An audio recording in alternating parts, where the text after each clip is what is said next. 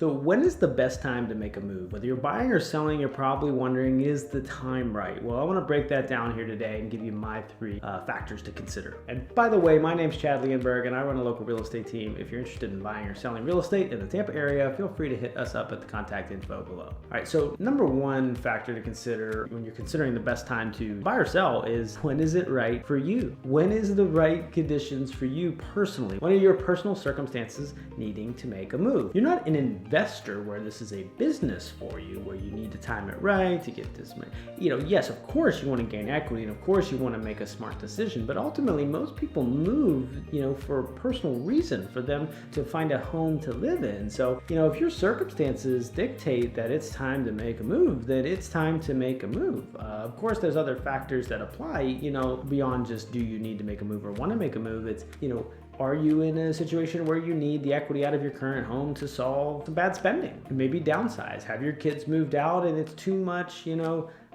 much on you to take care of the current house you're in?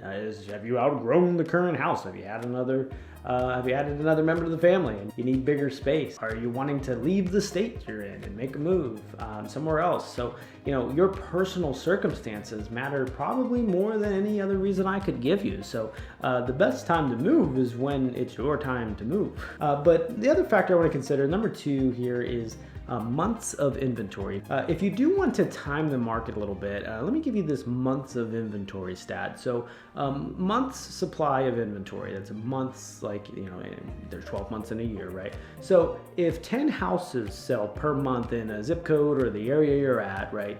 On average. So in a month, on average, 10 homes sell per month, and there's currently 20 homes listed active right now. If no new listings hit the market and sales went as they did on average, it would take about 2 months to deplete the market of its supply. So we call it months supply of inventory.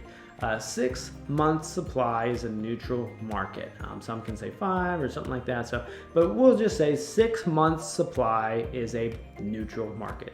Over 6 months supply of inventory is a buyer's market, and under 6 months supply of inventory is a seller's market. Now, obviously, the further away you get from that, the hotter or colder the market is, right? So if you have 1 or 2 months of inventory, that's a super, super hot seller's market where you might see 10, 20 offers, right?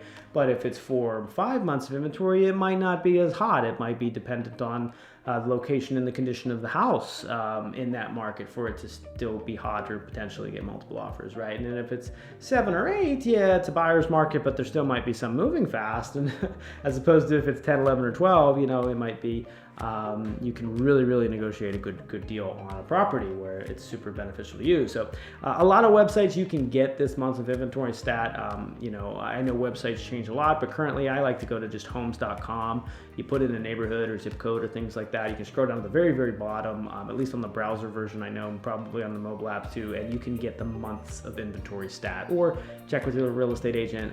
They should be well aware of months of inventory. If you're looking at this statistic of when to sell with months of inventory, anything under 3 months is a no-brainer. It's a really good time to sell. 3 to 6 is really good as well, and if it's over 6, obviously that's not too much in your favor. One other factor to consider though is, how has the months of inventory been recently? If you've gone from 6 to 4, that's better. That's a better time. Say the last 3 months or the last year, you've gone from 6 months of inventory down to 4 months of inventory.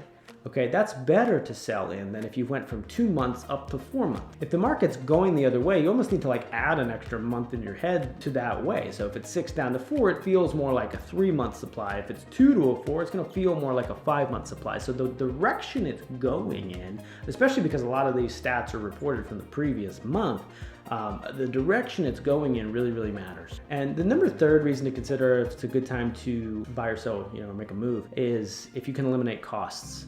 So maybe you own a home currently and you're sick of some of the HOA, or in Florida we have these lovely CDD, community development district fees. Maybe those could come down. And even though interest rates are higher, if you could eliminate some of those, it might nullify the interest rate difference. Maybe you are a buyer looking at moving in the cost of apartments, and where interest rate is 100% on rent.